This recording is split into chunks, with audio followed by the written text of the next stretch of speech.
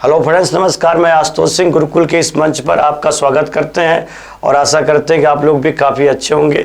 देखिए, आज का जो सेशन है ये बिल्कुल अलग है और आज हम पॉलिटिकल साइंस के बारे में या कॉन्स्टिट्यूशन के बारे में हम चर्चा करेंगे। और इसमें जो विषय होगा जो हम लेकर के आए हुए हैं, इसमें आपको 16-17 क्वेश्चन मिलेंगे, काफ़ी अच्छे हैं और ये खास करके कॉन्स्टिट्यूशन के इम्पॉर्टेंट्स आर्टिकल्स होंगे। तो कुछ कॉन्स्टिट्यूशन के जो इम्पॉर्टेंट आर्टिकल्स हैं उस पर हम लोग चर्चा यहाँ पर करते हैं। तो आइए, जो 16-17 क्वेश्चन दिए गए हैं उस पर हम लोग फोकस करते हैं। तो पहला क्वेश्चन हम लोग देखते हैं, आइए जुड़िए।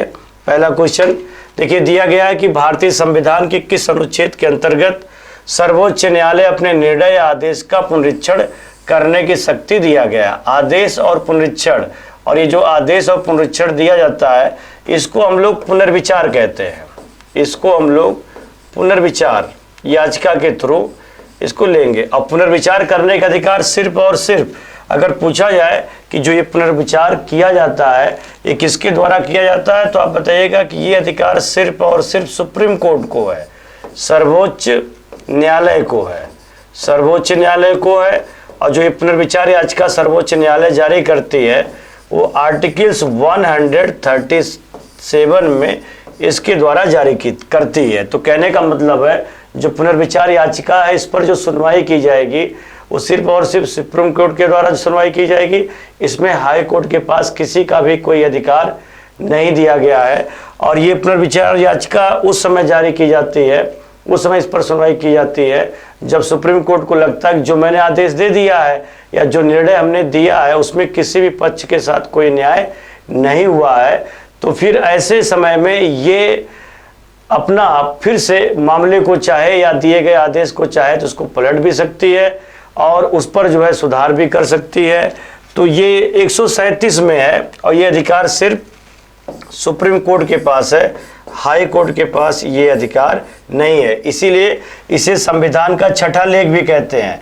अगर पूछा जाए कि संविधान का छठा लेख किसे कहा जाता है तो 137 को कहा जाता है, क्योंकि इसमें दिया गया है कि सुप्रीम कोर्ट ने किसी को कोई न्याय दे दिया है या आदेश दे दिया है, तो अगर कोई भी व्यक्ति उसके दिए गए आदेश या निर्णय से सेटिस्फाई नहीं है तो माननीय न्यायालय से ये कह सकता है कि आप इस पर विचार कर लीजिए।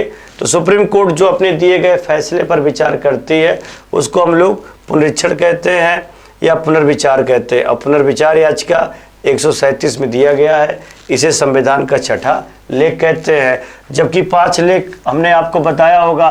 पहला जो है बंदी प्रत्यक्षीकरण, बंदी प्रत्यक्षीकरण बोलते हैं इसको, प्रत्यक्षीकरण, इसको इंग्लिश में हैवियस कॉर्पस कहते हैं। और दूसरा जो लेख है वो परमादेश है, परमादेश, इसको हम लोग मेंडामस कहते हैं, मेंडामस कहा जाता है इसे। और तीसरा जो लेख है, पहला बंदी प्रत्यक्षीकरण, दूसरा परमादेश और तीसरा जो दिया गया है वो आप बताएंगे प्रतिषेध है, प्रतिषेध। ये चौथा लेख, इसको प्रोविजन बोलते हैं, प्रोविजन। और चौथा जो लेख है, चौथा बोलेंगे उत्प्रेषण है, उत्प्रेषण, इसको सर्टियोररी बोलते हैं, सर्टियोररी। और लास्ट में जो 5वां लेख है अधिकार परीक्षा है, अधिकार परीक्षा, इसको क्यो वारंटो बोलते हैं, क्यो वारंटो बोलते हैं, वारंटो।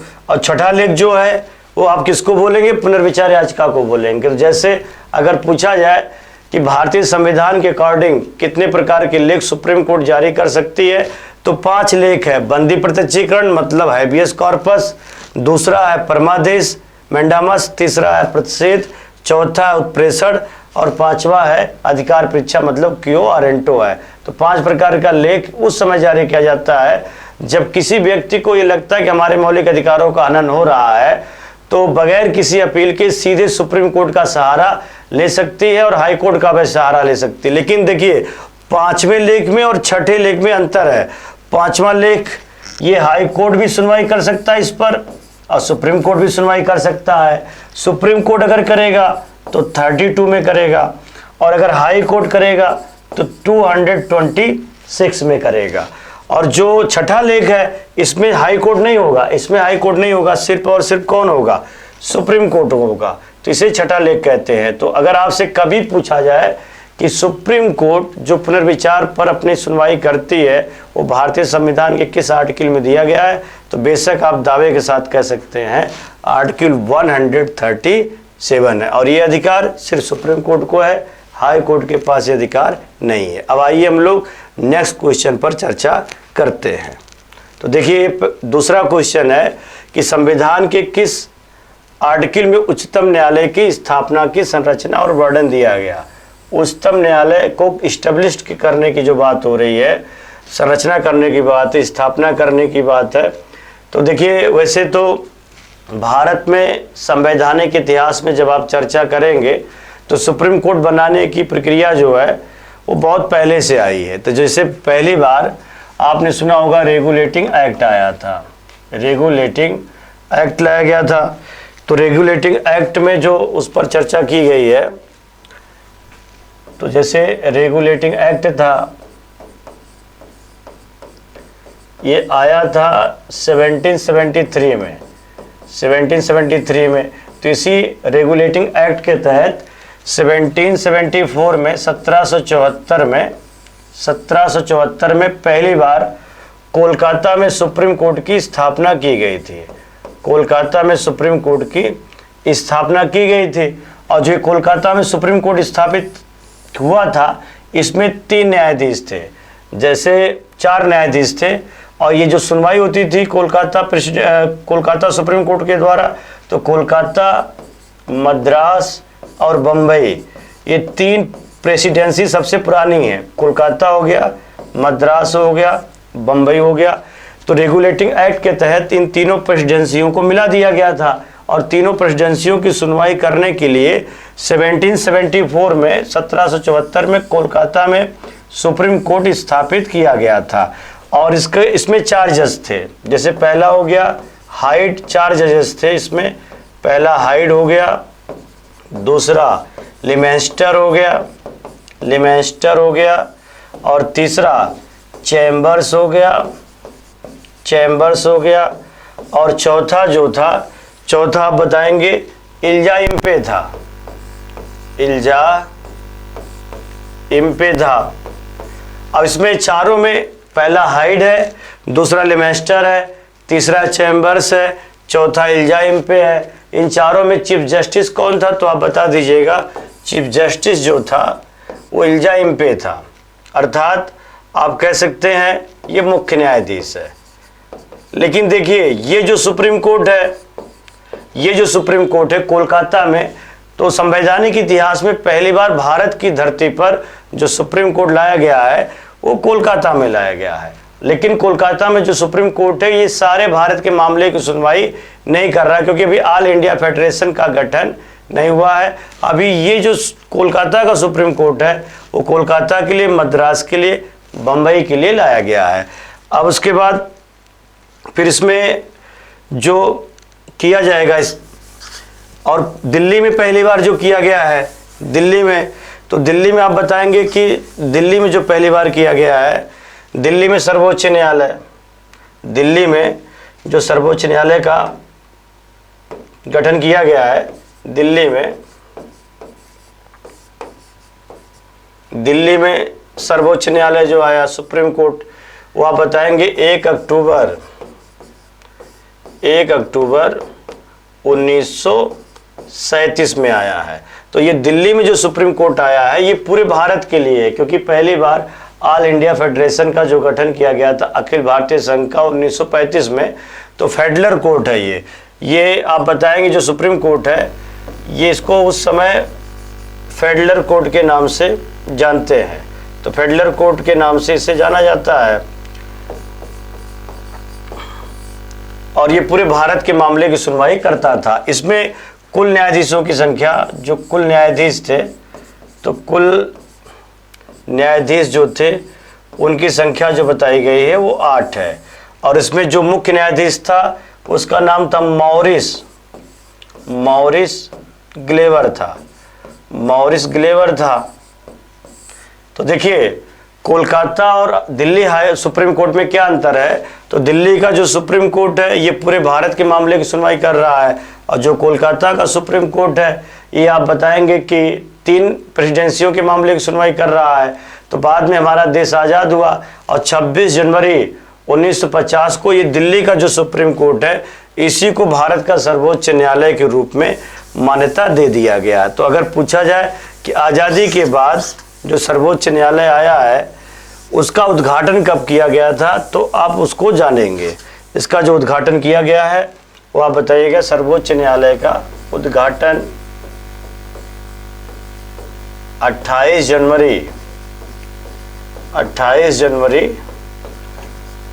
1950 को इसका उद्घाटन किया गया। तो वही दिल्ली का जो पुराना सुप्रीम कोर्ट था जो 1937 में स्थापित हुआ था उसी का उद्घाटन 28 जनवरी 1950 में नए सिरे से कर दिया गया था। और इसका जो उद्घाटन हुआ था या इसकी जो स्थापना हुई थी वो किस आर्टिकल के तहत हुई थी, 124 और 124 आर्टिकल के तहत उस समय 28 जनवरी 1950 को कुल न्यायाधीश कितने थे, तो कुल न्यायाधीश जो थे, टोटल न्यायाधीश वो 8 थे।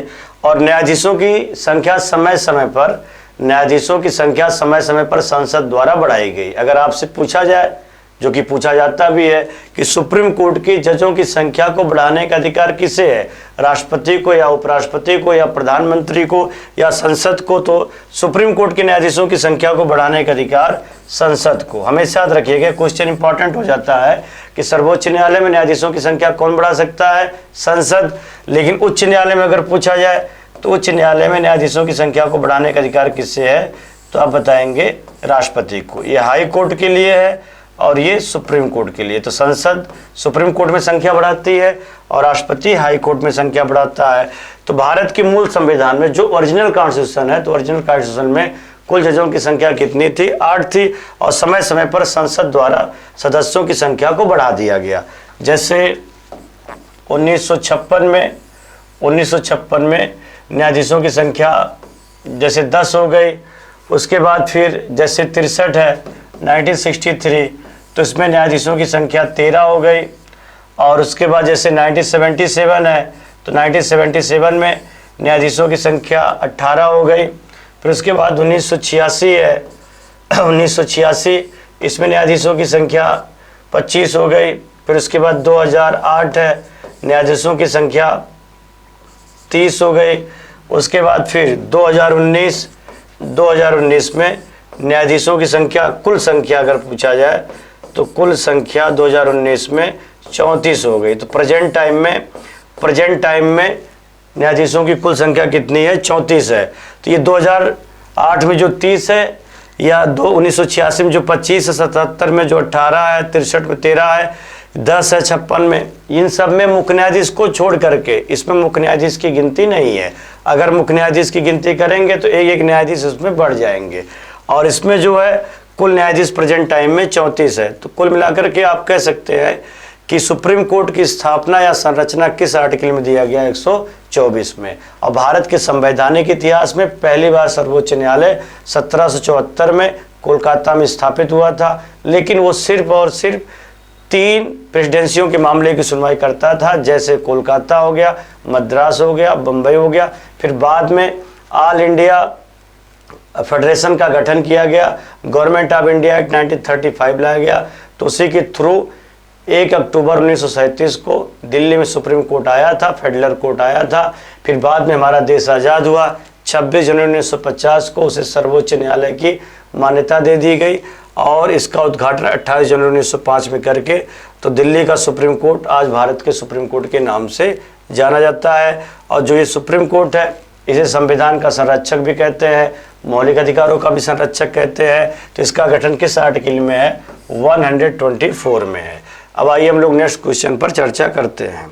तो देखिए क्वेश्चन आ चुका है, आप इसको पढ़ना शुरू कर दीजिए। अच्छा क्वेश्चन है, कई बार पूछा गया है। भारतीय संविधान के किस अनुच्छेद में राष्ट्रपति को सूचना का अधिकार दिया गया है, राष्ट्रपति को सूचना का अधिकार दिया गया है भारतीय संविधान के किस अनुच्छेद में राष्ट्रपति को सूचना का अधिकार दिया गया है? जैसे आर्टिकल 75 है या 52 है या 78 में है, या आप बताएंगे मतलब 78, 61 और 52। तो 52 में जो दिया गया है अनुच्छेद 52, तो 52 में तो आप बताएंगे कि जैसे ये राष्ट्रपति का पद है, 61 में महाभियोग की प्रक्रिया है, और इसमें जो सूचना का अधिकार दिया गया है वो आर्टिकल 78 में है, आर्टिकल 78 में है। और ये राष्ट्रपति को सूचना का अधिकार जो दिया जाता है वो किसके द्वारा दिया जाता है? प्रधानमंत्री के द्वारा। प्रधानमंत्री इनको जो है राष्ट्रपति को सूचित करता है। और ये किस मामले में सूचित किया जाएगा प्रधानमंत्री के द्वारा? तो आप बताएंगे विधान विषयक मामले में, विधान विषयक मामले में, या आप ये भी कह सकते हैं प्रशासनिक मामले में। प्रशासनिक मामले में तो प्रशासनिक या विधान विषयक मामले में राष्ट्रपति को सूचना जो दी जाती है वो राष्ट्रपति के द्वारा मतलब प्रधानमंत्री के द्वारा दी जाती है। तो राष्ट्रपति के पास ये अधिकार है, संविधान ने आर्टिकल 78 में ये अधिकार दिया है कि प्रधानमंत्री से जब चाहे राष्ट्रपति तब विधान विषयक मामले में या प्रशासनिक मामले में प्रधानमंत्री से सूचना मंगा सकता है और उसे बहस करने के लिए संसद में प्रस्तुत कर सकता है। तो इसका जो आर्टिकल हो जाएगा 78, तो 78 में राष्ट्रपति को सूचना का अधिकार दिया गया। और सूचना कौन देगा? प्रधानमंत्री देंगे। और प्रधानमंत्री किस मामले में सूचना देंगे? विधान विषयक मामले में, प्रशासनिक मामले में, और जो सूचना दिया जाएगा उस पर बहस के लिए राष्ट्रपति चर्चा करवा सकता है। उसका एक संवैधानिक अधिकार यहाँ पर 78 में दिया गया। तो इसका थर्ड हो जाएगा। राष्ट्रपति जो सूचना मंगवाता है प्रशासनिक और विधान विषयक मामले में वो 78 में है। अब आइए हम लोग नेक्स्ट क्वेश्चन पर चर्चा करते हैं। तो देखिए आ चुका है क्वेश्चन, भारत के राष्ट्रपति संविधान के किस अनुच्छेद के अंतर्गत मंत्रिमंडल की सलाह को मानने के लिए बाध्य है? तो इसमें यह कह रहा है कि जैसे भारत के राष्ट्रपति संविधान के किस अनुच्छेद के अंतर्गत, अनुच्छेद पूछ रहा है किस अनुच्छेद के अंतर्गत मंत्रिमंडल की सलाह को मानने के लिए बाध्य है। तो जैसे आपने सुना होगा कि कार्यपालिका का अध्यक्ष, जैसे अगर पूछा जाए कि संघ की कार्यपालिका का अध्यक्ष, संघ की कार्यपालिका का अध्यक्ष, कार्यपालिका का अध्यक्ष कौन होता है? तो संघ की कार्यपालिका का जो अध्यक्ष होगा या जो संवैधानिक मुखिया होगा वो राष्ट्रपति होगा, राष्ट्रपति हो जाएगा। संघ की कार्यपालिका का अध्यक्ष जो होगा वो राष्ट्रपति हो जाएगा। और कार्यपालिका शक्ति किसके हाथों में निहित है? तो आप बताएंगे राष्ट्रपति के हाथों में निहित है। और देश के जितने भी कानून लागू होते हैं या देश के जितने भी अंतर्राष्ट्रीय समझौते होते हैं वो भी राष्ट्रपति के नाम से होते हैं। और राष्ट्रपति किसी बिल पर अपनी सहमति देता है या पुनर्विचार करता है तो वो भी इसके पास अधिकार है। बहुत सारे अधिकार हैं, लेकिन ज़्यादातर मामले में राष्ट्रपति आर्टिकल 74 का प्रयोग करके, आर्टिकल 74 का प्रयोग करके राष्ट्रपति प्रधानमंत्री या मंत्रिमंडल के लिखित परामर्श पर कार्य करता है, लिखित परामर्श पर कार्य करता है। ज़्यादातर मामले में राष्ट्रपति आर्टिकल 74 का प्रयोग करके जो भी मंत्रिपरिषद के द्वारा भेजा जाएगा इनके पास या प्रधानमंत्री के द्वारा जो भी भेजा जाएगा उस परामर्श को ये मानने के लिए बाध्य नहीं है। लेकिन ध्यान रखिएगा, अगर प्रधानमंत्री या अगर मंत्रिमंडल कोई भी बिल इनके पास भेजती है तो ये पहली बार मानने के लिए बाध्य नहीं है।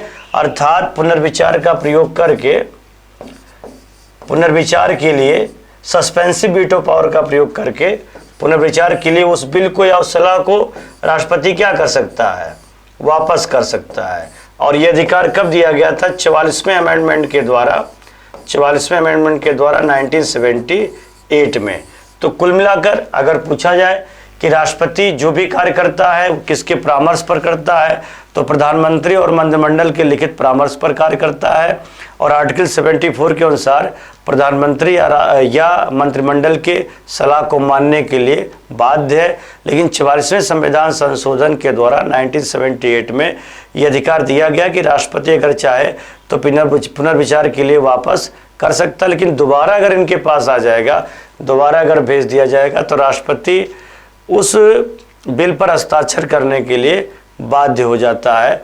तो ज़्यादातर मामले में राष्ट्रपति जो कुछ भी कार्य करता है वो प्रधानमंत्री या मंत्रिमंडल के लिखित परामर्श पर करता है। हाँ, इतना अधिकार जरूर है कि सस्पेंसिव वीटो पावर का प्रयोग करके पुनर्विचार के लिए ये वापस भेज सकते हैं। तो वही पूछ रहा है कि राष्ट्रपति संविधान के किस आर्टिकल के अंतर्गत मंत्रिमंडल की सलाह मानने के लिए बाध्य है। तो आर्टिकल कौन सा होगा, आर्टिकल जो होगा वो 74 हो जाएगा। तो 74 के अंतर्गत ये जो कुछ भी कहेंगे, जो कुछ भी करेंगे अधिकतर मामले में वो प्रधानमंत्री या मंत्रिमंडल के सिफारिश पर करेंगे। और सबसे बड़ी बात क्या है कि मंत्रिमंडल या प्रधानमंत्री ने जो सिफारिश भेजा है वो मौखिक नहीं होगा, लिखित होगा, और उसकी जांच भारत की धरती पर किसी भी न्यायालय के द्वारा नहीं किया जाएगा। तो मान लीजिए अगर कभी पूछा जाए कि मंत्रिपरिषद या मंत्रिमंडल जो भी लिखित परामर्श देती है तो उसकी जांच कोई और कर सकता है, कोई भी न्यायालय, तो आप बताइएगा इसकी जांच किसी भी न्यायालय के द्वारा नहीं की जाएगी।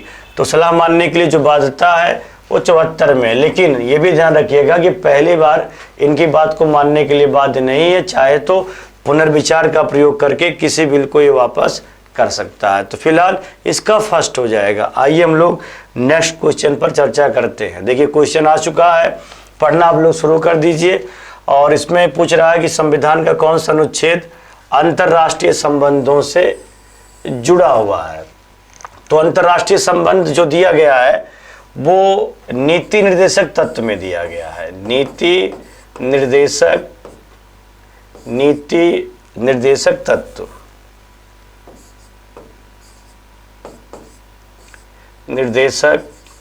तत्व में दिया गया है जो directive principle of state policy है। तो directive principle of state policy में दिया गया जिसको हम लोग नीति निर्देशक तत्व के नाम से जानते हैं। और ये प्रावधान किस आर्टिकल में दिया गया है, 51 में। अंतर्राष्ट्रीय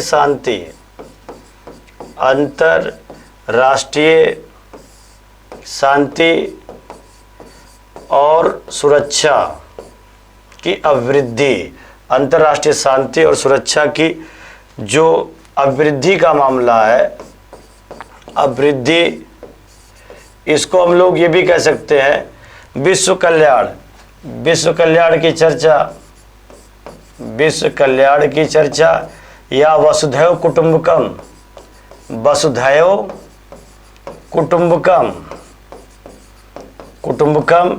तो विश्व कल्याण या वसुधैव कुटुंबकम की चर्चा या अंतर्राष्ट्रीय व्यापार की चर्चा या अंतर्राष्ट्रीय शांति और सुरक्षा की अभिवृद्धि की चर्चा, ये किसके बीच में है, किस आर्टिकल में दिया गया। तो भाग 4 में है। ये भाग 4 जो पार्ट है वो 4 हो जाएगा। और आर्टिकल्स कौन सा हो जाएगा, 51। और किस में दिया गया है, नीति निर्देशक तत्व में, directive principles of state policy. और इसका प्रावधान कहाँ से लिया गया है, तो इसका प्रावधान आप बता दीजिएगा, आयरलैंड से लिया गया है। नीति निर्देशक तत्वों का प्रावधान कहाँ से लिया गया, आयरलैंड से। वैसे पूरे वर्ल्ड में सबसे पहले नीति निर्देशक तत्वों का प्रावधान स्पेन में था, सबसे पहले स्पेन में था, फिर उसके बाद आयरलैंड में, फिर इंडिया में। तो दो देशों के बीच में जो अंतर्राष्ट्रीय समझौते होते हैं, दो देशों के बीच में जो सौहार्द की बात होती है, विश्व कल्याण की बात होती है, या आपसी सहमति की बात होती है, एक दूसरे के समझौते के मानने की बात होती है, ये सारी बातें अंतर्राष्ट्रीय रिलेशन से जुड़ी जो भी है वो आप बताएंगे 51 में है। तो ये आप आर्टिकल 51 कह सकते हैं, 51 सेकेंड हो जाएगा। और 50 में कार्यपालिका का न्यायपालिका से पृथककरण है, 50 में कार्यपालिका का न्यायपालिका से पृथककरण है। 52 में भारतीय राष्ट्रपति जो भारत के प्रेसिडेंट हैं उनका पद है। और 53 में जो राष्ट्रपति की कार्यपालिका शक्ति है। जैसे 50 में जो दिया गया है वो कार्यपालिका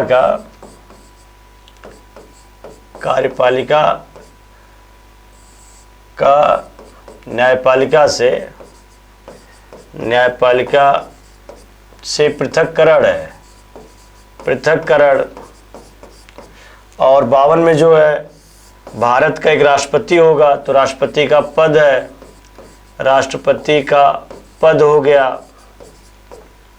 और 53 में जो दिया गया है राष्ट्रपति की कार्यपालिका शक्ति, राष्ट्रपति की कार्यपालिका शक्ति, कार्यपालिका शक्ति दिया गया। तो देखिए ये 4 आर्टिकल्स हैं। 50 में जो दिया गया है वो कार्यपालिका का न्यायपालिका से अलगाव है।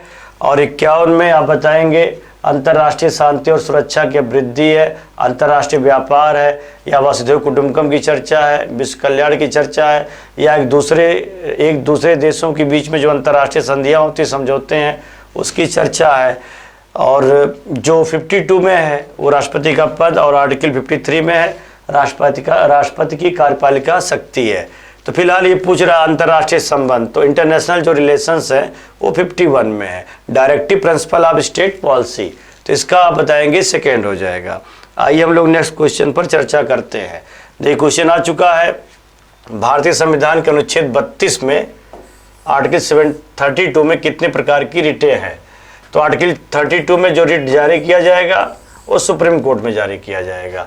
और आर्टिकल जो हाई कोर्ट है इसमें कितने प्रकार की रिट जारी किया जाएगा, तो सुप्रीम कोर्ट में भी 5 प्रकार की रिट होंगे और हाई कोर्ट में भी 5 प्रकार की रिट होंगे। और ये 32 का प्रयोग तब किया जाएगा जब हमारे आपके किसी भी मौलिक अधिकारों का हनन हो रहा है। अगर हमारे आपके या भारत के समस्त नागरिकों के मौलिक अधिकारों का हनन हो रहा है तो हम लोग अपने मौलिक अधिकारों को लागू कराने के लिए सीधे बगैर अपील के सुप्रीम कोर्ट का सहारा ले सकते हैं। और इसे डॉक्टर बी आर अम्बेडकर ने आप कह सकते हैं इसे संविधान की आत्मा कहा है। क्या कहा है? संविधान की आत्मा कहा है, आत्मा कहा है।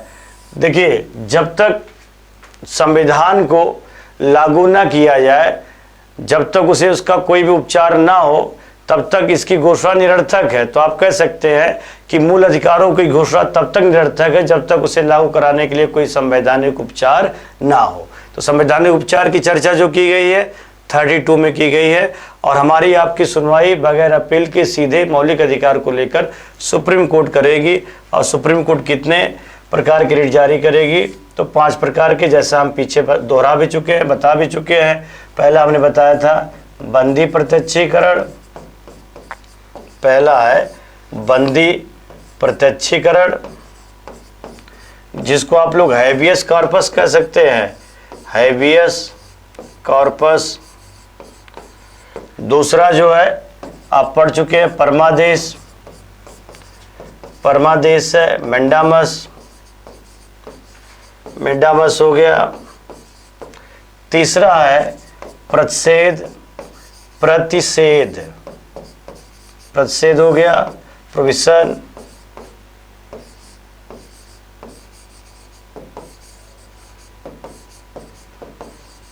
चौथा जो है उत्प्रेषण, उत्प्रेषण सर्ट्यूररी।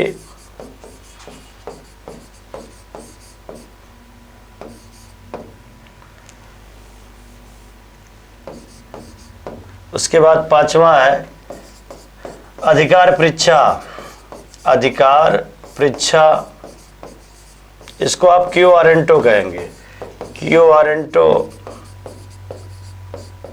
ये 5 प्रकार के रिट सुप्रीम कोर्ट भी जारी करेगी, हाई कोर्ट भी जारी करेगी। तो जैसे इसमें पूछ रहा है कि भारतीय संविधान के 32 में कितने प्रकार की रिटें हैं, तो आप क्या बताएंगे?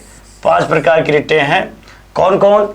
बंदी प्रत्यक्षीकरण, दूसरा परमादेश, तीसरा प्रतिषेध, चौथा उत्प्रेषण, 5वां अधिकार परीक्षा। तो बंदी प्रत्यक्षीकरण व्यक्तिगत स्वतंत्रता का मामला है। मान लीजिए किसी को अवैध रूप से किसी को भी अवैध रूप से पुलिस के द्वारा गिरफ्तार कर दिया जाता है, तो वह व्यक्ति या उसके हित से जुड़ा हुआ कोई भी व्यक्ति सीधे सुप्रीम कोर्ट का सहारा ले सकता है और मामले की सुनवाई होगी। और जिसने गिरफ्तार किया है और जिसको गिरफ्तार किया गया है 24 घंटे के अंदर वहाँ पर उपस्थित होना होगा। और अगर कार्रवाई गलत पाई गई है तो बाइज्जत उसे वहाँ से बरी कर दिया जाता है सुप्रीम कोर्ट के द्वारा। तो अवैध गिरफ्तारी के विरोध में जो रिट जारी किया जाता है उसको हम लोग बंदी प्रत्यक्षीकरण के नाम से जानते हैं। बाकी डिटेल में आगे कभी हम इस पर चर्चा करेंगे। अभी फिलहाल क्वेश्चन रिकॉर्डिंग ही हमें चलना होगा, तो अभी इसका जो हो जाएगा वो सेकंड हो जाएगा। अब आइए हम लोग नेक्स्ट क्वेश्चन पर चर्चा करते हैं। तो देखिए, निम्नलिखित में से कौन सा एक शिक्षा के अधिकार से संबंधित है? शिक्षा का अधिकार मतलब मौलिक अधिकार, और जबकि पहले शिक्षा का अधिकार मौलिक अधिकार नहीं था। ये मामला है मोहनी जैन, मोहनी जैन वर्सेज मोहनी जैन बनाम कर्नाटक राज्य का मामला था, कर्नाटक राज्य। और ये बात है आप बताएंगे 1992 में। तो इसमें मोहनी जैन बनाम कर्नाटक राज्य के मामले में 1992 में सुप्रीम कोर्ट ने कहा था कि शिक्षा का अधिकार जो है वो जीने का अधिकार है, अर्थात इससे शिक्षा के अधिकार को आर्टिकल 21 में रखने की सिफारिश किया था। तो जब ये आर्टिकल 21 को शिक्षा के अधिकार के तहत जोड़ने की सिफारिश सुप्रीम कोर्ट ने मोहनी जैन बनाम कर्नाटक राज्य के मामले में 1992 में किया था, तो इसी के मामले को देखते हुए आपने सुना होगा कि अटल बिहारी वाजपेयी ने 86वां संविधान संशोधन किया था, 86वां अमेंडमेंट, 86 अमेंडमेंट, और कब हुआ था? 2002 में। तो 86वें संविधान संशोधन के द्वारा 2002 में जो शिक्षा का अधिकार था, और पहले शिक्षा का अधिकार जो था वो आर्टिकल 45 में था, आर्टिकल 45 में था, अर्थात इसमें कहा गया था कि 6 से 14 वर्ष के बच्चों को फ्री एंड कंपलसरी एजुकेशन दिया जाएगा, मुफ्त और अनिवार्य शिक्षा। लेकिन अगर ये नीतिगत तत्वों में है तो आप इसे लागू कराने के लिए सर्वोच्च न्यायालय का सहारा नहीं ले सकते थे, क्योंकि ये नीतियों में था, राज्य में था। और अगर आप यहाँ पर सुप्रीम कोर्ट में जाते तो नीतिगत तत्व सर्वोच्च न्यायालय द्वारा लागू नहीं होता, वो अपरिवर्तनीय है, वो आवाद योग्य है। तो इसीलिए जो है इस शिक्षा अधिकार को 45 से हटा करके और किस में शामिल करने जाने की सिफारिश की गई थी, तो 21 में। अब 21 में एक नया आर्टिकल जोड़ दिया गया 21 से। तो 86वें संविधान संशोधन के द्वारा 2002 में अटल बिहारी वाजपेयी ने ये 45 को हटाने की सिफारिश की थी, और इसमें इसे मौलिक अधिकार का दर्जा दिया था, और आर्टिकल 21A में इसे शामिल किया गया है। और बाद में मनमोहन सरकार ने 2010 में इसे लागू किया था। तो देखिए, अगर पूछा जाए कि शिक्षा का अधिकार जो मौलिक अधिकार बना है तो इसके लिए कौन सा अमेंडमेंट किया गया था? 86 अमेंडमेंट 2002 में। और ये किस मामले के आधार पर कार्रवाई हुई थी, किस मामले के आधार पर यह कानून बना था? तो मोहनी जैन बनाम कर्नाटक राज्य। और इस मामले में सुप्रीम कोर्ट ने कहा था कि शिक्षा का अधिकार जीने के अधिकार के से ही जुड़ा हुआ है, और इसको 45 से हटा करके 21 में शामिल किया जाए। तो जब सुप्रीम कोर्ट की हरी झंडी मिल गई, क्योंकि संविधान का संरक्षक कौन है? सुप्रीम कोर्ट है, तो फिर 86 अमेंडमेंट 2002 में एक नया आर्टिकल जोड़ा गया था 21 से, और 2010 में मनमोहन सरकार ने इसे लागू कर दिया था। तो बच्चा शिक्षा पाएगा, ये उसका मौलिक अधिकार है, फंडामेंटल राइट्स है, और गार्जियन बच्चे को शिक्षा दिलाएगा, उसका फंडामेंटल ड्यूटी है। तो जो बच्चा शिक्षा पाएगा वो मौलिक अधिकार है, और गार्जियन शिक्षा दिलाएगा उसका मौलिक कर्तव्य है। तो मौलिक कर्तव्य 6 से 14 वर्ष के बच्चों को जो दिया गया है ये 11वां मौलिक कर्तव्य है, और अधिकार जो 21 है। तो कुल मिलाकर के कितने वर्ष से लेकर कितने वर्षों के मुफ्त और अनिवार्य शिक्षा की बात हो रही है? तो 6 से 14 वर्ष के बच्चों के लिए, 6 से 14 वर्ष के बच्चों के लिए मुफ्त और अनिवार्य शिक्षा की बात यहाँ पर किया गया है। तो शिक्षा का अधिकार जो है वो किस आर्टिकल में है? तो बता दीजिएगा 21A। तो इसके लिए 86वां संविधान संशोधन किया गया था, 2002 की बात है, लेकिन जो लागू हुआ था वो आप बताएंगे 2010 में हुआ था, और पहले 21 में था तो आर्टिकल्स 45 में था, लेकिन बाद में हटा करके इसे 21A में शामिल किया गया है। तो बच्चा शिक्षा पाएगा, ये उसका फंडामेंटल राइट्स है, जन्म सिद्ध अधिकार है, और वो भी फ्री एंड कंपलसरी एजुकेशन दिया जाएगा। अब आइए हम लोग नेक्स्ट क्वेश्चन पर चर्चा करते हैं।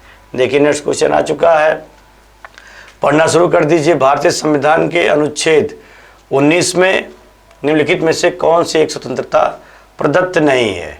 तो 19 में 6 प्रकार का अधिकार है। 19 में 6 प्रकार का अधिकार दिया गया है। जैसे 19A है, तो 19A में जैसे अभिव्यक्ति की स्वतंत्रता है, बोलने की आज़ादी है, अभिव्यक्ति की स्वतंत्रता हो गया, और राष्ट्रीय प्रेस हो गया, राष्ट्रीय प्रेस हो गया, सभा हो गया, झंडारोहण हो गया, झंडारोहण हो गया, सूचना का अधिकार हो गया, सूचना का अधिकार, ये सब 19A में है। और उसके बाद 19B में जो है शांतिपूर्ण निरायुध सम्मेलन है। शांतिपूर्ण निरायुध सम्मेलन या सभा भी कह सकते हैं, सम्मेलन। और उसके बाद 19C में संघ तथा सहकारी समिति की स्थापना की बात है। संघ तथा सहकारी समिति की स्थापना की बात है। संघ तथा सहकारी समिति की स्थापना की चर्चा है। और 19D जो है, 19D ये भारत में अबाध संचरण है। भारत में बिना किसी प्रॉब्लम के घूमने की स्वतंत्रता है, भ्रमण करने की स्वतंत्रता है। ये 19C में है, 19C में 19D में है। और 19E में जो दिया गया है, 19E में निवास तथा बस जाने की स्वतंत्रता है। तो इसमें ये पूछ रहा है कि 19 में कौन सी स्वतंत्रता नहीं दी गई। तो सभा की बात तो है ही है, सम्मेलन सभा एक ही बात है। तो ये आपको आ जाएगा 19B में, ये तो है आप भ्रमण करेंगे, संचरण की स्वतंत्रता है 19D में, ये भी सही है। और इसके बाद धर्म की स्वतंत्रता जो है, धार्मिक स्वतंत्रता, वो 25 से लेकर 28 तक है। तो इसमें नहीं है धर्म की स्वतंत्रता। और निवास और बस जाने की स्वतंत्रता 19E में है, तो 19E में ये है। और भ्रमण की स्वतंत्रता जो दिया गया है, तो भ्रमण की स्वतंत्रता आप बताएंगे कि जो भ्रमण की स्वतंत्रता है वो सम्मेलन में 19B में है, 19B में है। नहीं, ये आप बताएंगे जो भ्रमण संचरण 19D में है, 19D में है। सभा की स्वतंत्रता जो है 19B की बात है। तो ये इसमें जो हो जाएगा वो आप बताएंगे। इसका ये पहला, दूसरा और तीसरा सही है, चौथा गलत है।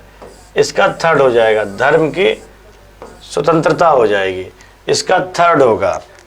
अब आइए हम लोग नेक्स्ट क्वेश्चन पर चर्चा करते हैं। भारतीय संविधान में समानता का अधिकार 5 अनुच्छेदों द्वारा दिया गया है। तो संविधान द्वारा समानता का अधिकार, तो समानता का अधिकार जो दिया गया है वो आप बताएंगे आर्टिकल 14 से लेकर 18 तक दिया गया है। तो इसमें जो आर्टिकल होगा वो 14 से लेकर 18 तक होगा, सेकंड हो जाएगा। जैसे आर्टिकल जो 14 है वो विधि के समक्ष समानता का अधिकार है, समानता का अधिकार, अर्थात इस पर कानूनी नियंत्रण है। 15 में धर्म, मूल वंश, जाति, निवास स्थान या लिंग के आधार पर भेदभाव निषेध, लिंग के आधार पर भेदभाव निषेध ये दिया गया है। और ये 15 की बात है। और आर्टिकल 16 में जो दिया गया है, लोक नियोजन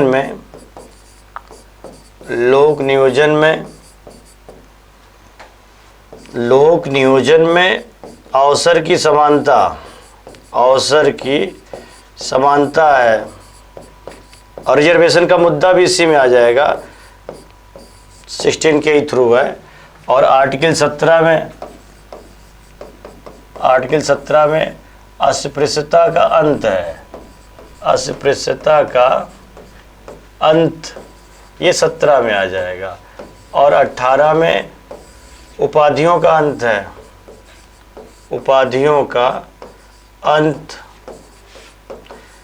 इसमें केवल 2 प्रकार की उपाधियां ली जा सकती हैं, जैसे शैक्षणिक और जो सैन्य और शैक्षणिक उपाधियां हैं तो ये हम धारण कर सकते, बाकी इनको छोड़ करके किसी भी शैक्षणिक उपाधि मतलब और किसी भी उपाधि को धारण करने का अधिकार नहीं है। तो इसमें डीप में बहुत सारी बातें हैं। फिलहाल इस क्वेश्चन के अकॉर्डिंग हमें जो है जवाब देना पड़ेगा। और इसमें ये पूछ रहा है कि समानता का अधिकार, अर्थात जो आप बताएंगे कि राइट्स ऑफ इक्वलिटी है, वो समानता का अधिकार 14 से लेकर 18 तक है, तो इसका सेकेंड हो जाएगा। 14 में विधि के समझ समानता का अधिकार दिया गया है। 15 में धर्म, मूलवंश, जाति, निवास स्थान के आधार पर कोई भेदभाव नहीं होगा। आर्टिकल 16 में लोक नियोजन में अवसर की समानता की बात है। 17 में छुआछूत अस्पृश्यता है। 18 में उपाधियों का अंत है। तो इसका सेकंड ऑप्शन सही है। अब आइए हम लोग नेक्स्ट क्वेश्चन पर चर्चा करते हैं। जैसे इसमें कह रहा है कि भारत राज्यों का संघ है, तो भारत राज्यों का संघ है, ये कौन सा आर्टिकल कहता है? आर्टिकल 1 कहता है। और इसी में संविधान का पहला शेड्यूल भी दिया गया है।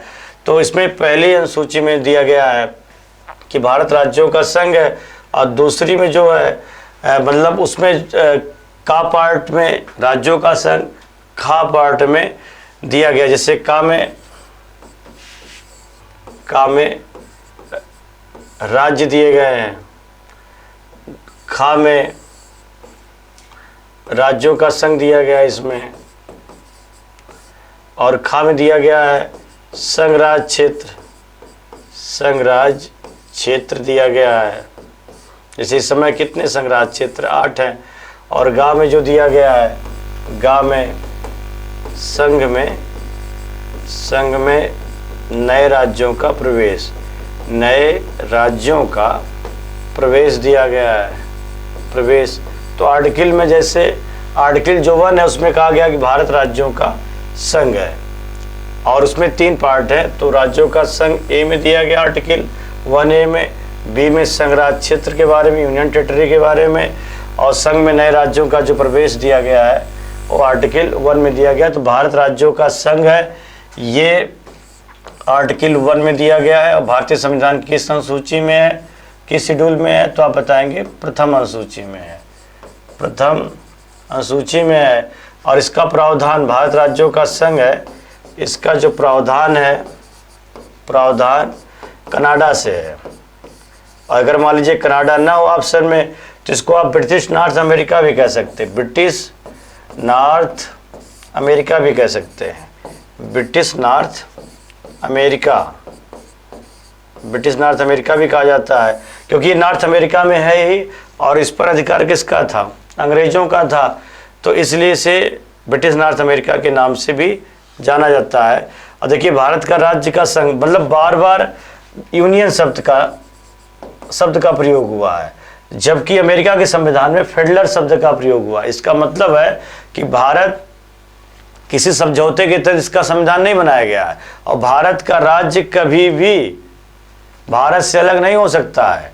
और जबकि अमेरिका में क्या फेडरल है, अर्थात उनका राज्य जब चाहे तब उनसे अलग हो सकता है। वो एक समझौते के तहत यूनाइटेड स्टेट ऑफ अमेरिका, लेकिन भारत किसी समझौते के तहत इसका संविधान नहीं बनाया गया है। तो अगर पूछा जाए कि भारत के संविधान में यूनियन शब्द का प्रयोग है या फेडरल शब्द का प्रयोग है, तो आप बताइए कि बार बार यूनियन शब्द का प्रयोग हुआ है। इसका तात्पर्य ये है कि भारत का संविधान किसी समझौते पर आधारित नहीं है, अस्थायी नहीं है, बल्कि भारत का संविधान स्थायी है, और इसका कोई भी राज्य भारत से अलग नहीं हो सकता है। जबकि अमेरिका में अमेरिका का राज्य जब चाहे तब वहाँ से अलग हो सकता है, क्योंकि उनका संविधान फेडरल है, हमारा संविधान फेडरल नहीं है बल्कि संघ है।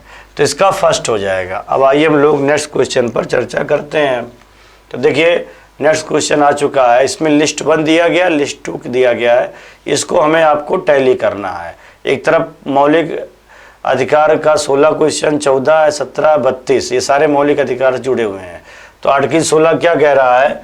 आर्टिकल 16 में कहा गया है, अभी मैंने आपको पीछे बताया था कि लोक नियोजन में अवसर की समानता, अर्थात गवर्नमेंट की तरफ से जो भी योजना लाई जाएगी उसे सभी लोगों को बगैर किसी भेदभाव के समानता के साथ उसका लाभ मिलेगा कानून के आधार पर।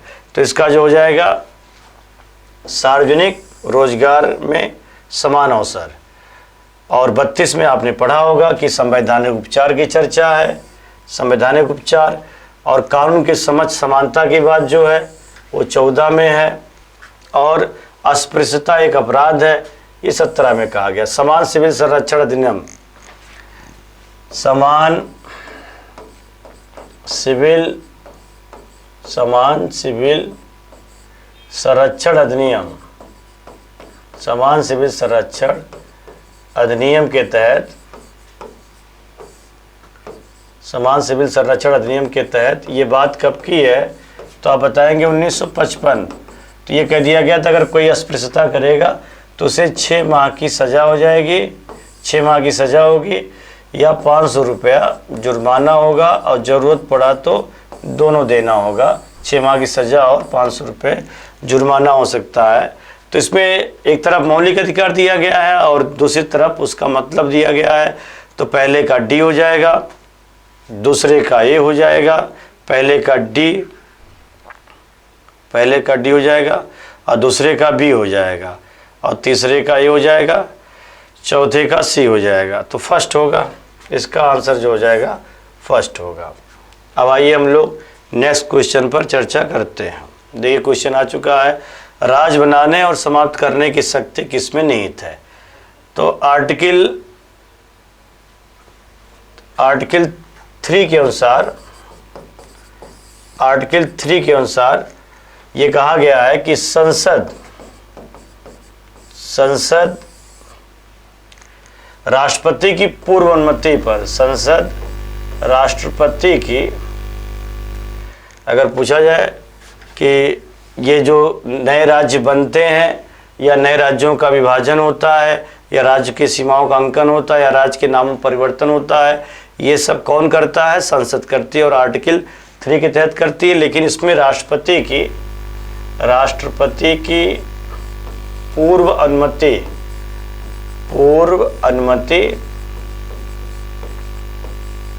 अनिवार्य है, राष्ट्रपति की पूर्व अनुमति अनिवार्य दिया गया है। और इसमें राष्ट्रपति की पूर्व अनुमति से संसद क्या करेगी कि नए राज्यों का गठन कर सकती है, नए राज्यों का गठन, राज्यों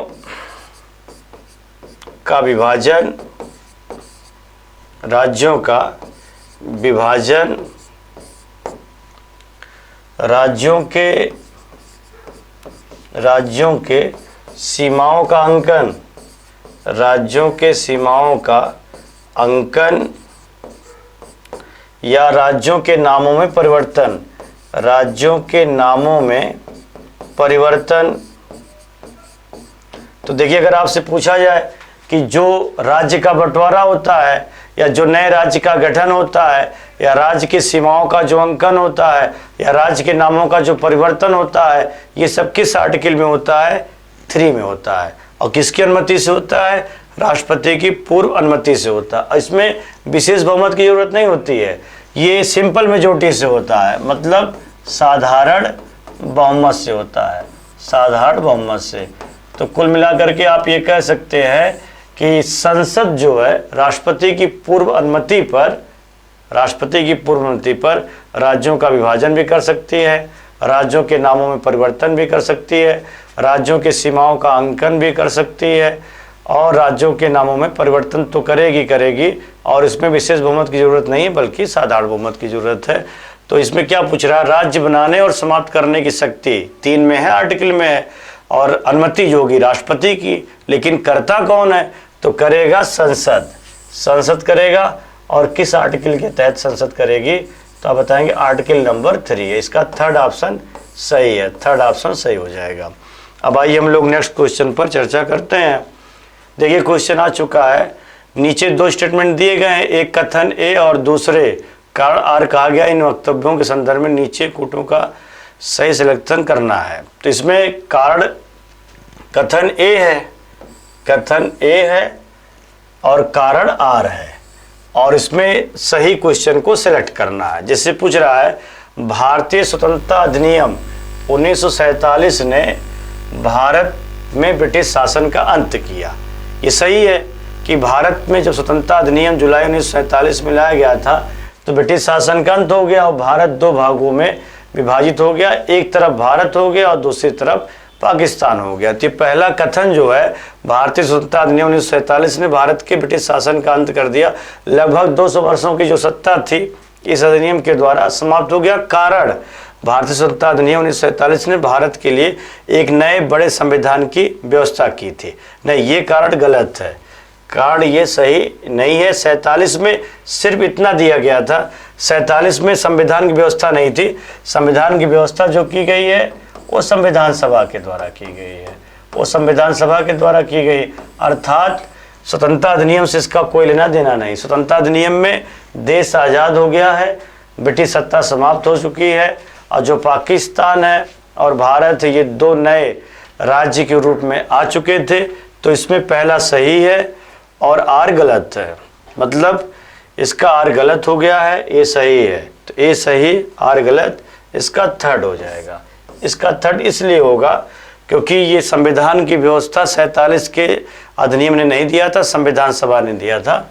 और संविधान सभा का गठन, इसका जो गठन हुआ था 9 दिसंबर 1946 को हुआ था। 9 दिसंबर 1946 जो कॉन्स्टिट्यूएंट असेंबली थी, तो कॉन्स्टिट्यूएंट असेंबली को जो इस्टेब्लिश किया गया था वो 6 दिसंबर 1946 को किया गया था दिल्ली में। और पहली बैठक में 207 लोगों ने भाग लिया था और दिल्ली में जो बैठक हुई थी वो सेंट्रल हॉल में हुई थी। तो दिल्ली के सेंट्रल हॉल में ये बैठक की गई थी और इसके अस्थायी अध्यक्ष जो थे डॉक्टर सच्चिदानंद सिन्हा थे, डॉक्टर सच्चिदानंद सिन्हा थे। तो इसका ऑप्शन जो हो जाएगा पहला सही है और आर गलत है, थर्ड हो जाएगा। अब आइए हम लोग नेक्स्ट क्वेश्चन पर चर्चा करते हैं। निम्नलिखित में से भारतीय संविधान सभा का सदस्य नहीं था। तो भारतीय संविधान सभा का सदस्य BT Krishnachari, SC Mukherjee, KM Munshi. तो इसमें जो थे संविधान सभा के सदस्य बीटी कृष्णाचारी, हरिश्चंद्र मुखर्जी, उपाध्यक्ष बीएन राव, केएम मुंशी। तो इसमें जो बीटी कृष्णाचारी हैं बीएन राव, तो बीएन राव जो थे संवैधानिक सलाहकार थे। इसमें बीएन राव जो थे वो संवैधानिक सलाहकार थे। तो इसका कृष्णाचारी भी थे, हरिश्चंद्र मुखर्जी भी थे और बीएन राव इसके संवैधानिक सलाहकार थे, सदस्य नहीं थे। तो इसका जो हो जाएगा थर्ड, इसका थर्ड हो जाएगा क्योंकि ये जो थे संवैधानिक सलाहकार थे, संवैधानिक सलाहकार, इसका थर्ड हो जाएगा। और इन्होंने 60 देशों के संविधान को पढ़ा था। तो 60 देशों के संविधान को पढ़ करके और तब जा करके इन्होंने सलाह दिया था। ये कॉन्स्टिट्यूशनल एडवाइज़र थे। और पर्दे के पीछे संविधान को बनाने में सबसे बड़ी भूमिका किसकी थी?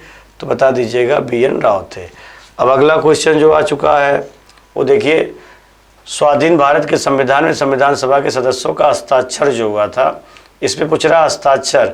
तो देखिए संविधान सभा के सदस्यों का हस्ताक्षर जो हुआ था अंतिम बैठक, तो संविधान सभा की जो अंतिम बैठक हुई थी, तो अंतिम बैठक जो हुई थी आप बताएंगे 24 जनवरी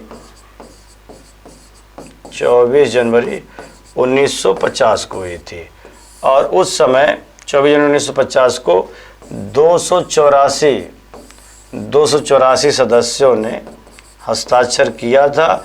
और हस्ताक्षर करने वाले में कुल महिलाएं 8 थी, 8 महिलाओं ने इस पर हस्ताक्षर किया था। हालांकि अगर ये पूछा जाए कि संविधान सभा में कितनी महिला सदस्य थे, तो संविधान सभा में कुल महिलाओं की संख्या 15 थी, लेकिन हस्ताक्षर करने वालों में महिलाओं की संख्या कितनी थी?